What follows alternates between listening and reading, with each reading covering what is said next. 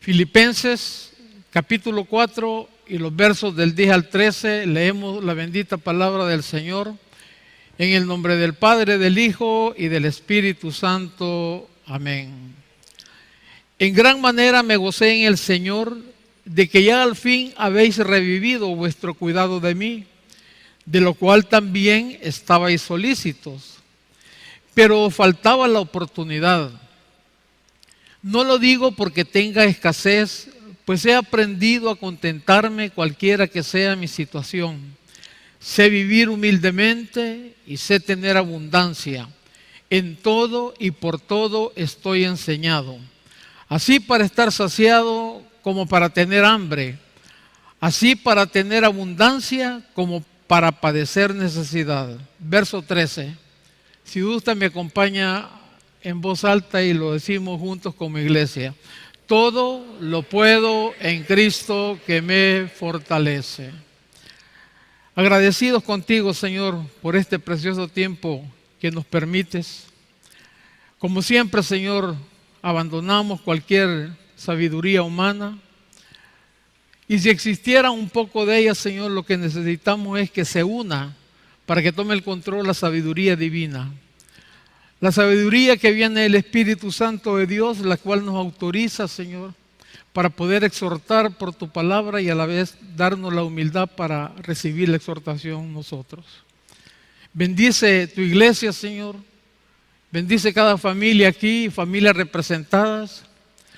Danos ese corazón, Señor, por si no lo traemos dispuesto a recibir con mucha humildad lo que tú tengas preparado para beneficio nuestro y para tu gloria. En tu nombre oramos con acción de gracias. Amén y amén. Esta iglesia de Filipos era una iglesia que se caracterizaba por el amor y el cuidado que le tenían a su pastor.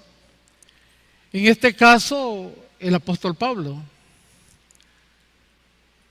Ellos estaban muy pendientes de él. Pero el apóstol Pablo también era recíproco ese amor y ese cuidado que tenía por ellos. Así como también por sus demás iglesias que él había fundado. Pero siempre hay alguien que como que se gana más el cariño por las actuaciones que se llevan a cabo a diario. Y esta era una iglesia que se caracterizaba por eso. Ellos ofrendaban a su pastor, lo cuidaban, alguna necesidad que él tuviera, ellos estaban muy pendientes. En cambio, podemos ver una diferencia del apóstol con la iglesia de Corinto. La iglesia de Corinto tenía muchos problemas con su pastor. Inclusive Pablo llegó a oponerse a que le dieran ofrendas, porque les conocía el corazón. Y Pablo era de las personas que lo que menos pretendía era dañar el corazón de sus congregaciones, cuidaba sus congregaciones. Por eso él nunca fue gravoso a ninguna de todas las iglesias que él fundó. Entonces cuando los corintios querían ofrecerle algo a Pablo, Pablo no se los aceptaba.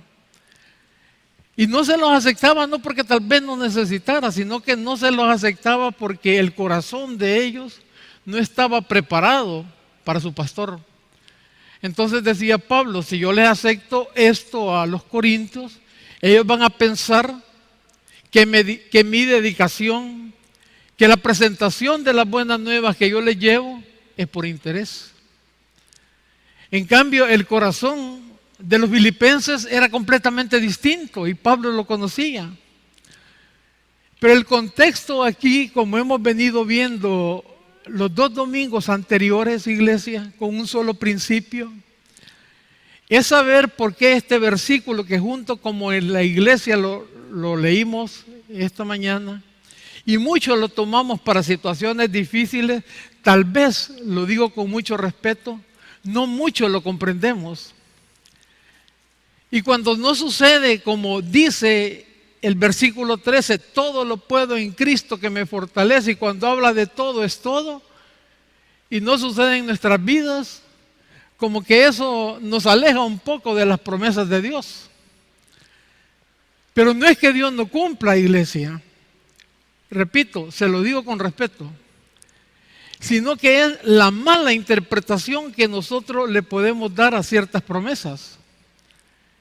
Y hemos venido aprendiendo los domingos anteriores que siempre hay un porqué. El porqué que llevó al apóstol Pablo a mencionar esa gran expresión, ese gran versículo poderoso, que todos, como le digo, lo tenemos muy de memoria y lo aplicamos muchas veces sin que dé el resultado que le daba Pablo. Esta es una de las epístolas de la cárcel, escritas en la cárcel. Son 4 epístolas, usted ya sabe: Efesios, Colosenses, Filipenses. Y esta es una de ellas. Y se le llama también la epístola del regocijo, porque Pablo, a pesar de la situación que estaba viviendo preso, él, en vez de esperar ser consolado ante la situación que vivía, él le decía a su congregación: regocíjense en el Señor. Siempre dando palabras de ánimo a pesar de las situaciones. Y el contexto del texto que acabamos de leer es por la siguiente razón. Tenían los filipenses 2 años de no saber de su pastor. Desde que Pablo fue capturado en Jerusalén y llevado a prisión por 2 años, ellos no sabían dónde se encontraba Pablo. Entonces estaban preocupados porque no habían podido tener cuidado de quien ellos amaban tanto. Les da a entender: ustedes son personas que Dios pone en el corazón a hacer esto conmigo. Pero yo quiero ser muy claro con ustedes. Quiero tener toda la honestidad por la cual ustedes me aprecian a mí. Y la honestidad es la siguiente: que yo sé afrontar cualquier situación que se me presente en la vida. Así como puedo estar gozoso en la cárcel, puedo estar de esa manera gozoso en mi casa. Puedo estar de esa manera con ustedes predicándoles. Y así, de esa misma manera que siento esa felicidad y regocijo, también estoy aquí en la cárcel. Estoy acostumbrado, les dice Pablo, y he sido enseñado a afrontar cualquier necesidad, a tener hambre y a ser saciado, les dice. A encontrarme en la dificultad que sea, y yo he sido enseñado para afrontar eso. ¿Por qué? Les dice Pablo. Porque yo todo lo puedo en Cristo que me fortalece. Ese es el contexto del por qué Pablo menciona que todo lo puedo en Cristo que me fortalece. Si Pablo dice eso y está actuando de esa manera con esa iglesia, diciéndole que él no necesita absolutamente nada, pero que agradece lo que están haciendo por él, todo ese poder que él tiene es, fíjese bien, iglesia, y yo creo que es aquí donde muchos podemos tener problemas, por tal vez una no sana interpretación del versículo. Porque Pablo está diciendo que todo lo puede en Cristo que lo fortalece, no que Cristo le da la fortaleza a él. Cristo no le manda en ningún momento que sea fuerte él, sino que la fortaleza la encuentra en Cristo. ¿Y qué quiere decir en Cristo? En la relación íntima que él tiene con su Señor. Esa relación íntima forma en él una gran confianza. Esa relación íntima que tiene con su Señor lo lleva en realidad a manejar lo que se llama la verdadera fe y esperar y superar cualquier situación que llegue a su vida en el Señor. No esperando que el Señor le transmita una fuerza a él, sino que la fuerza de él es cuando él está intrínsecamente unido con su Señor. Por eso dice: todo lo puedo afrontar en mi vida, la situación que sea, cuando yo estoy ¿a dónde? En Cristo, que Él me fortalece. Esos son los principios, iglesia, que son necesarios que nosotros los conozcamos.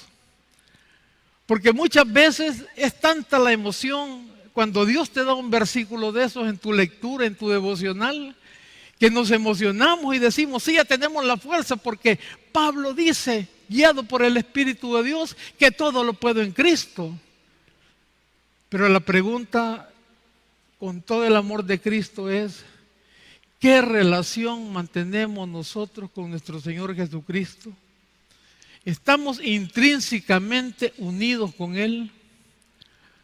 Somos, como dice el capítulo 15 del Evangelio de Juan, donde dice que Él es la vid y nosotros somos los pámpanos, y que separados de Él nada podemos hacer.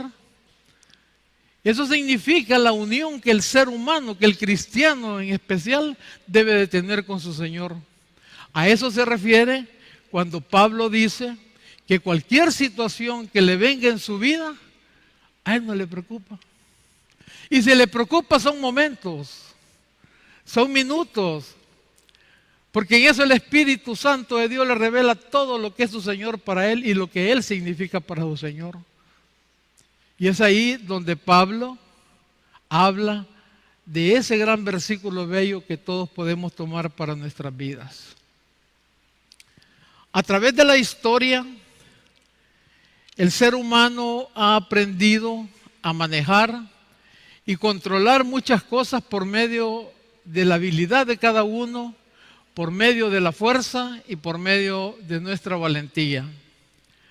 Hoy en día, el hombre ha podido manejar y domesticar grandes fieras, tremendos animales, elefantes, los hace animales de transporte, de carga, vehículos espaciales, aviones, carros, veloces, motocicletas, todo lo puede controlar el hombre.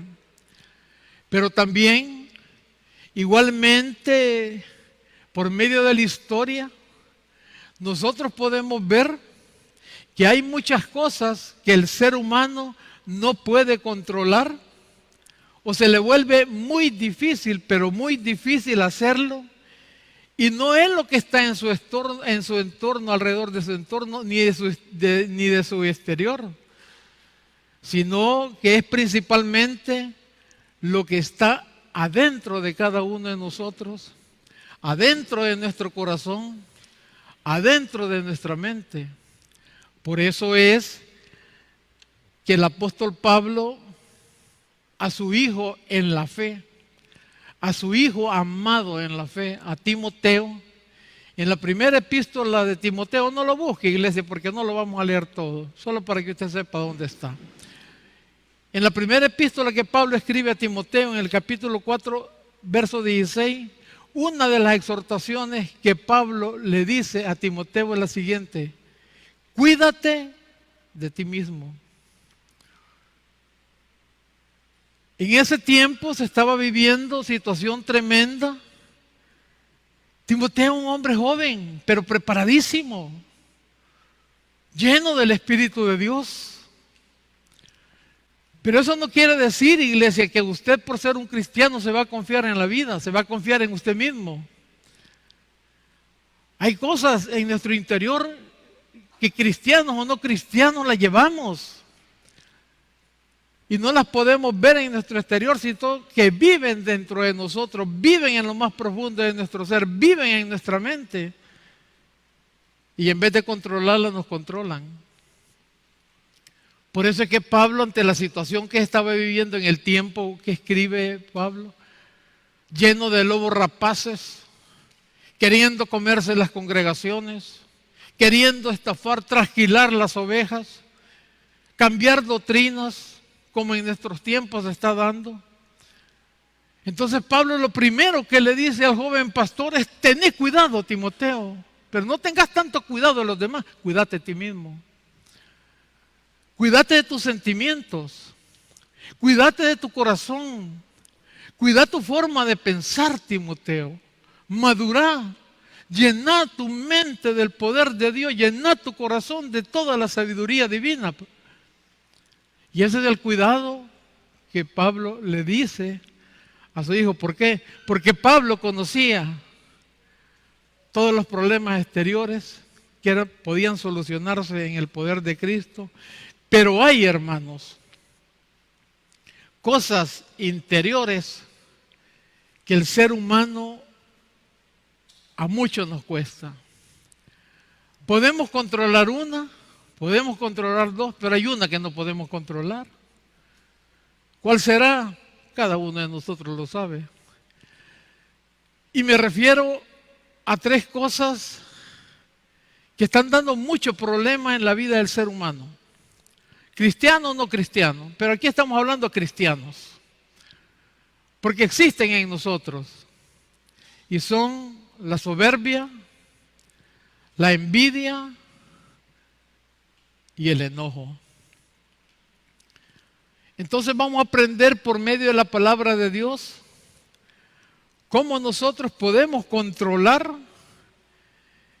eso que quizás nos está afectando personalmente y está afectando nuestro entorno íntimo, nuestra familia, nuestra esposa, su esposo, sus hijos a sus padres.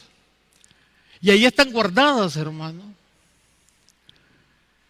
Entonces venir a hablar en este momento, todo lo puedo en Cristo que me fortalece, es una realidad.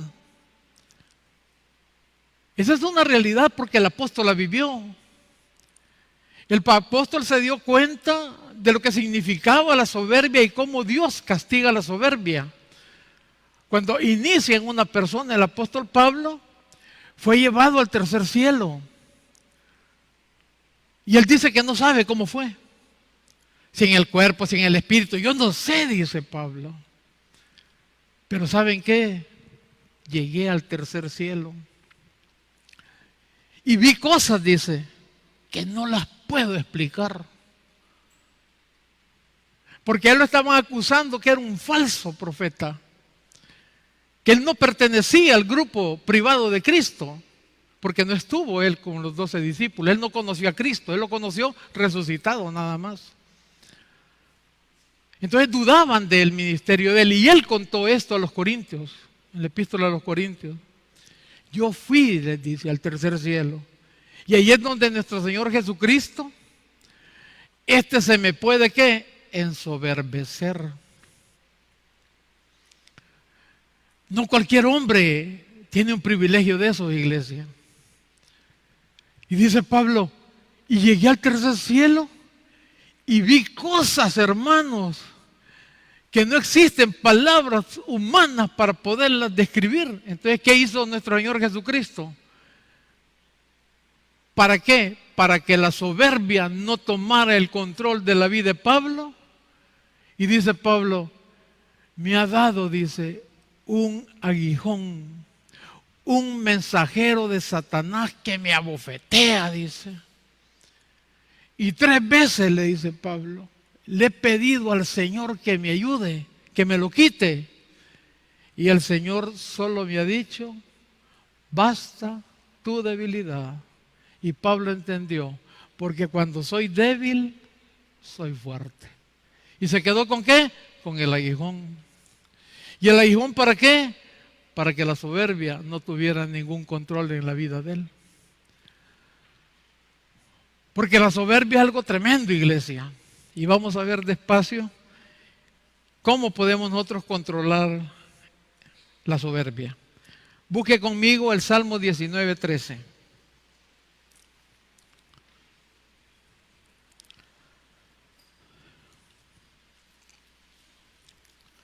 El Salmo 19:13. ¿Lo tienen, amados? Me gustaría que lo tuviera. Dice el salmista David. Antes de leerlo, por si usted lo está leyendo, ya está en las pantallas. Recuerde usted que es bueno saber, hermanos, hermanas, es bueno saber por qué el salmista, por qué el Espíritu de Dios le pone al salmista David estas situaciones para que queden para una eternidad escritas en el libro de la vida. Porque era un hombre que rapidito podía tener la soberbia. Un rey joven. Un rey que llegó a ser llamado por Dios un hombre conforme a mi corazón, dijo Dios que era David, a pesar de lo pecador que era. A pesar de los problemas, Dios veía el corazón de ese hombre como el mucho de nosotros.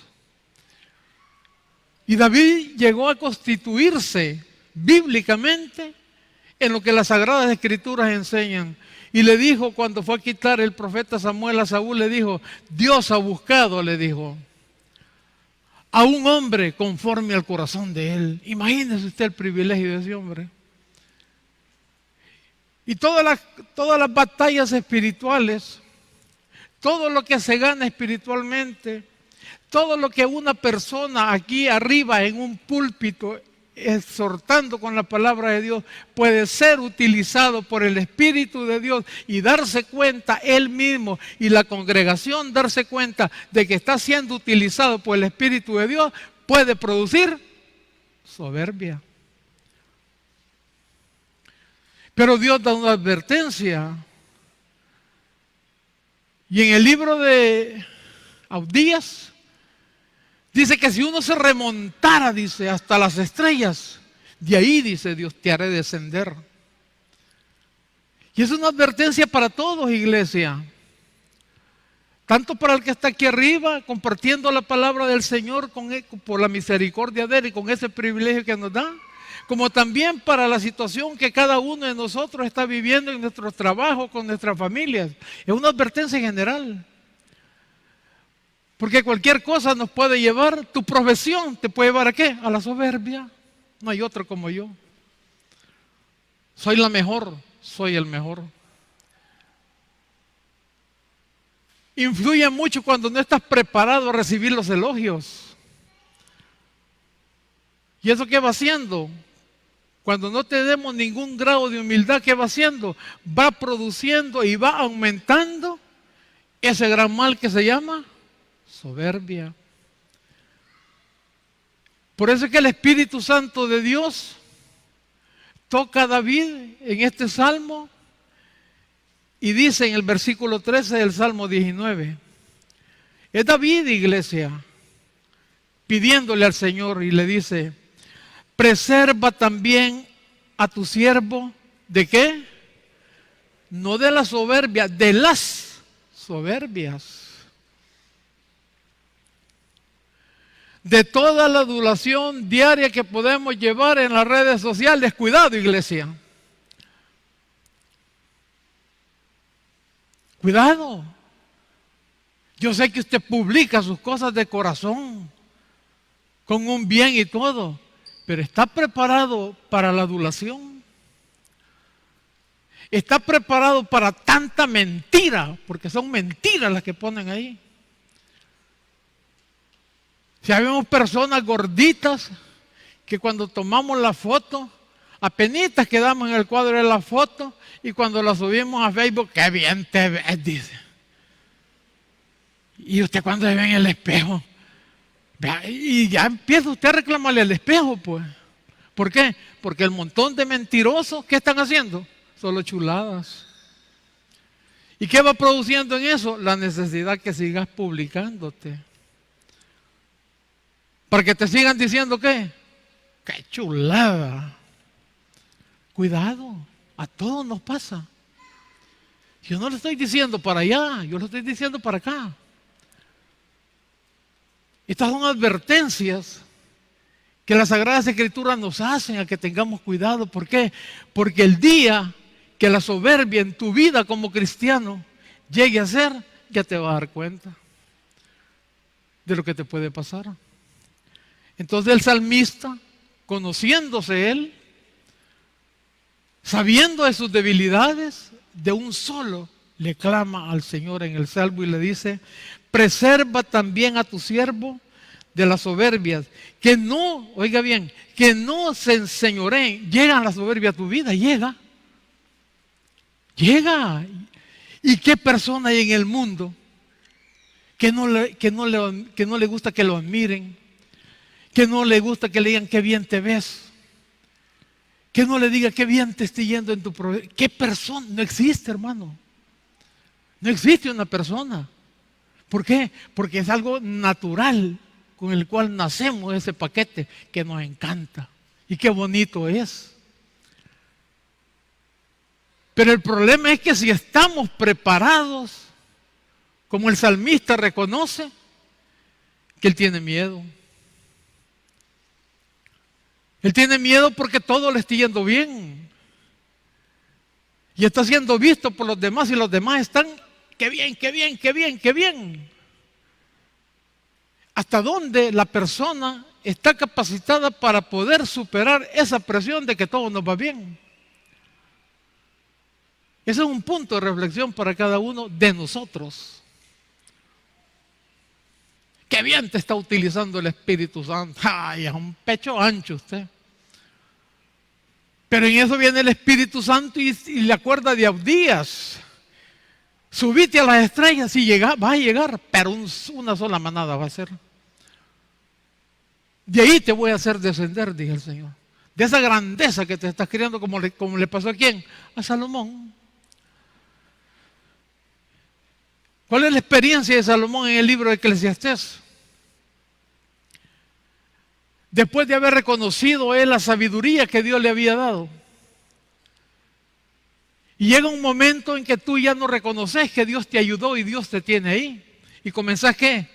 Yo hice, yo tengo, yo puedo, yo aquí, yo allá, y ya sos tú. Ya no es Dios. ¿A quién le pasó eso? Al hombre más sabio que no ha existido, con una sabiduría, ni va a existir como Salomón. ¿Se lo comió qué? La soberbia.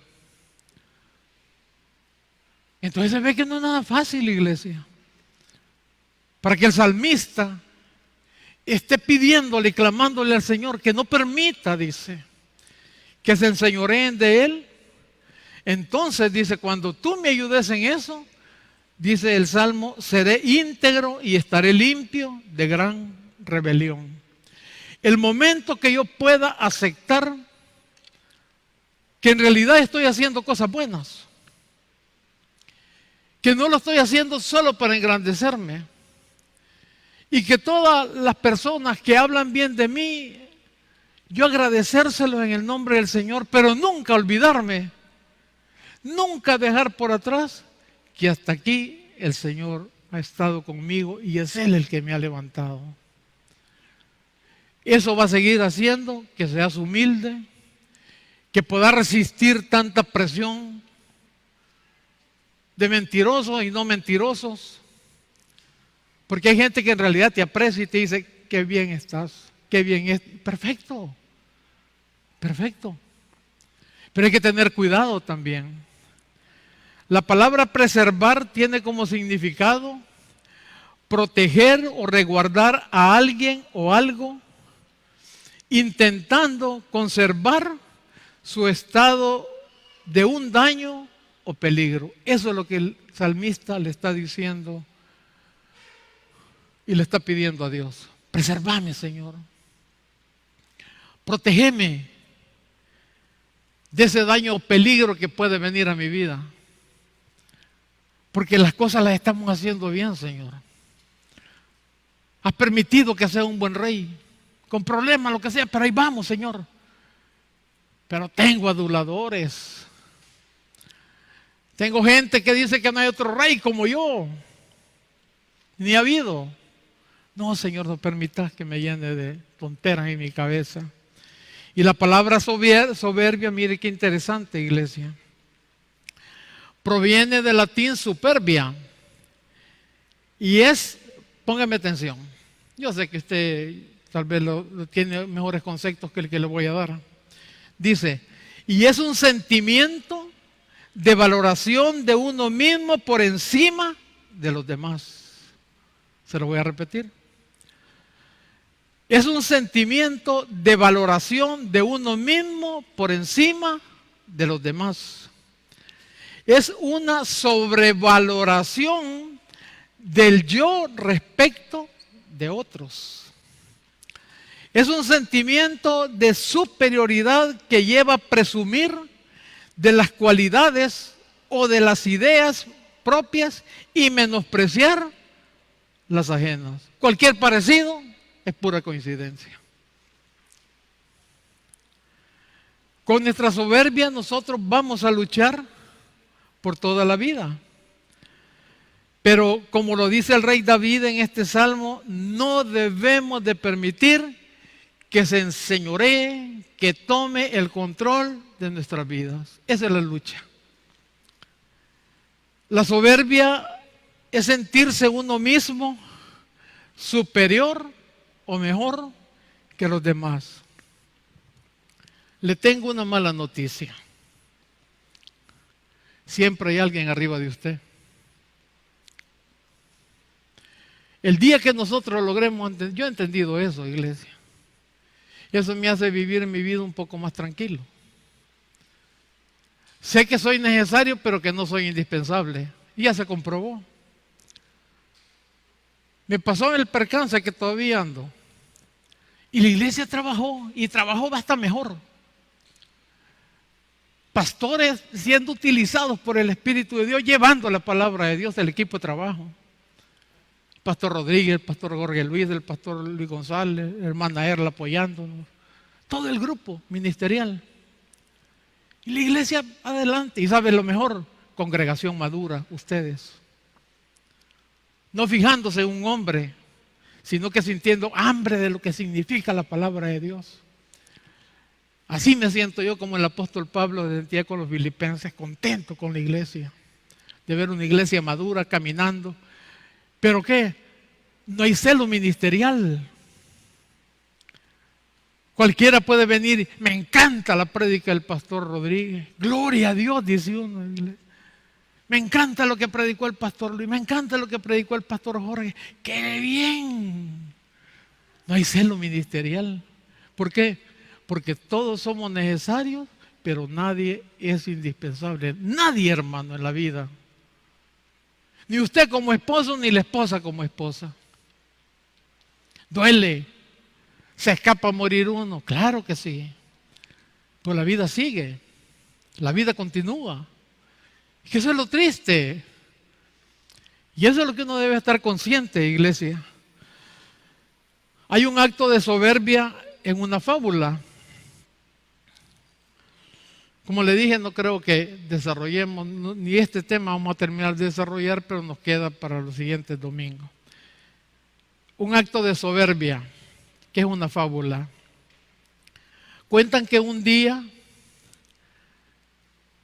el viejo león de la selva, el que rugía más, se despertó y dijo para él mismo, no recuerdo, dijo, haber amanecido otro día como este, dijo. Me siento tan lleno de vida, me siento tan saludable y fuerte, que pienso, dice, que no habría en el mundo nadie que a mí me pueda vencer porque soy el rey de la selva. Y con ese sentimiento de grandeza se encaminó y entró más en lo más profundo de la selva. Y de repente ahí se encontró una víbora. Vení, víbora, le dijo. ¿Quién es el rey de la selva?, le dijo. La víbora inmediatamente se quedó y le dijo, por supuesto, le dijo, que eres tú, oh rey de la selva, león, le dijo. Y con la misma se la espantó la víbora, ¿verdad? Y el león siguió caminando. Más adelante, en una charca por ahí, encontró un cocodrilo. Y lo despertó. Mira, cocodrilo, le dijo, ¿quién es el rey de la selva, el invencible?, le dijo. Pero ¿y por qué me lo pregunta?, le dijo. ¿Y quién no sabe que eres tú?, le dijo. El león, el rey de la selva, le dijo. Cada vez la melena se le iba incrementando más y el pecho se le iba poniendo un poco más ancho. Siguió caminando y de repente se encontró un elefante. Vamos a ver, elefante, le dijo. Decime, le dijo, ¿sabes quién es el rey de la selva? Le dijo.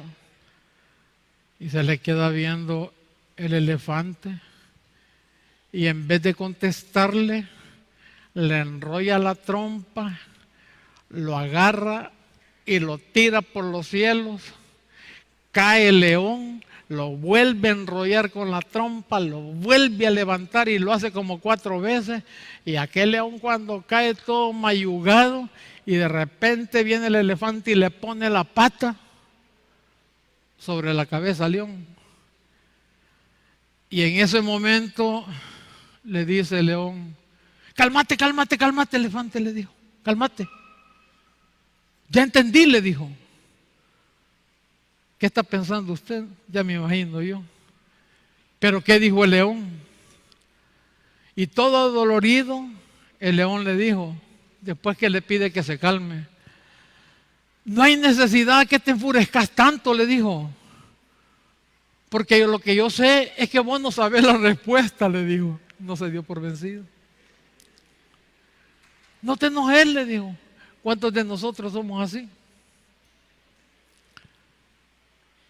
Estamos viendo que somos derrotados. Estamos en el sentido de que la otra persona tiene la razón. De que se nos están aclarando las cosas. Pero es tanta mi soberbia como el león que me pega la gran revolcada y todo revolcado todavía, y no puedo yo aceptar que he sido revolcado.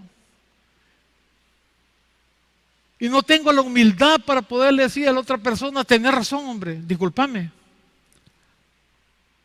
Sino que ¿qué? Sigo ensoberbecido. Y ese es uno de los grandes problemas que estamos viviendo, tanto todo tipo de personas, pero principalmente los cristianos. Y voy a ir terminando con un par de versículos que hablan acerca de la soberbia, lo que significa la soberbia para Dios. Y me gustaría que me acompañara. Levíticos capítulo 29, verso 16.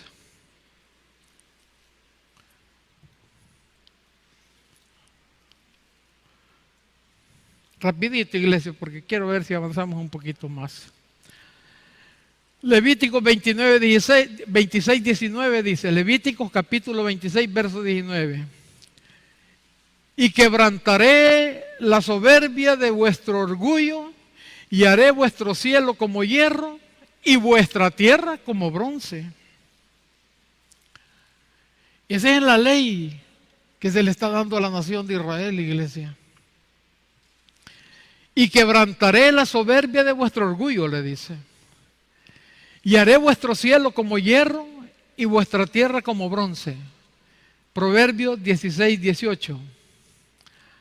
Antes del quebrantamiento es la soberbia.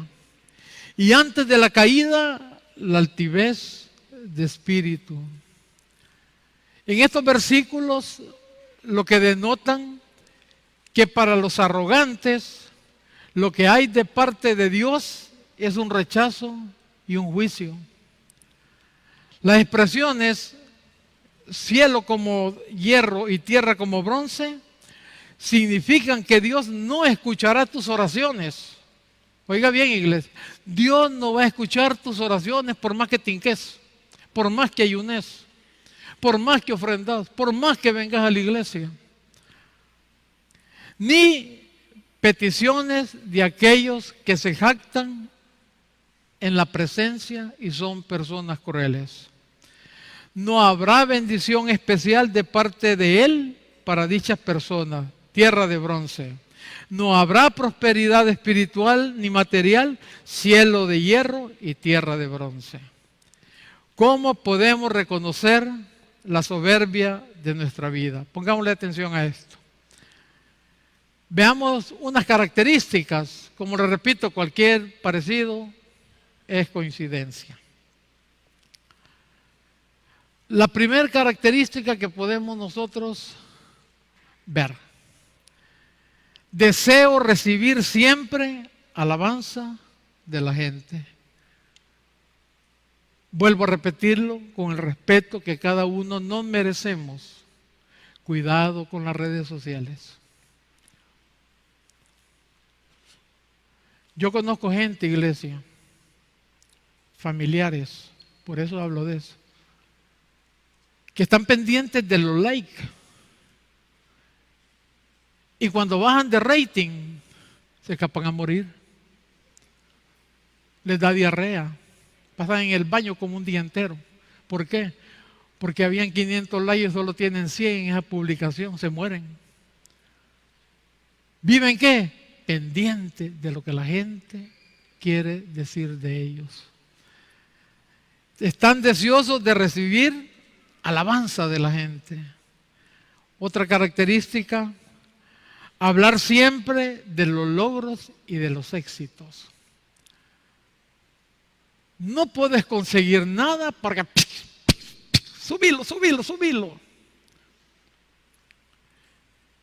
Y qué bonito es cuando de repente te da cuenta, ve, mira fulano tal cosa. Pero cualquier cosita, hermano, por sencilla que sea, ahí va para arriba, ahí va para arriba, va para arriba. Como repito, y eso es malo, estamos hablando de la soberbia. Estamos hablando hasta qué punto lo podemos dominar, lo podemos manejar. Eso es lo que estamos hablando. No estamos hablando si es bueno o malo. Estamos hablando de los efectos negativos que pueden causar en tu vida o en mi vida. De eso estamos hablando. Hay muchas cosas, iglesia. Yo casi nunca hablo de esto, pero es necesario que lo diga. ¿Qué hacemos aquí en la iglesia? Que yo le digo al pastor, esto no se publica, le digo. Esto no, lo subimos a esto. No, eso no hay que subirlo, no hay que subirlo. ¿Por qué? Porque trabajamos para la gloria de Dios. Queremos que Dios sea el que aplauda, no que la gente aplauda, iglesia. Cuando Dios va a aplaudir, va a hacer que la gente aplauda. Entonces, ¿qué te interesa a mí? A mí, ¿qué me interesa? Agradar a Dios. Si agradamos a Dios con lo que estamos haciendo, Dios va a poner en el corazón de la persona que sienta agrado por lo que ve. Entonces no nos interesa a nosotros el qué dirán afuera, nos interesa qué piensa Dios. Siempre, otra posición, siempre querer tener el control de todo. Siempre querer tener la razón. Alegrarse de los fracasos de los demás. Te corroe que otro progrese. Siempre querer defenderse de la crítica. Y por último, cuesta mucho pedir perdón. Nosotros como cristianos, queda para el otro domingo, lo que debemos de hacer es, para que esto se calme en nuestras vidas, es como cristianos que somos, reflejar a Cristo en la vida de cada uno de nosotros. Tengamos cuidado con la advertencia que el Señor da respecto a esto que es tan grave en la vida de cualquier ser humano. Oremos al Señor.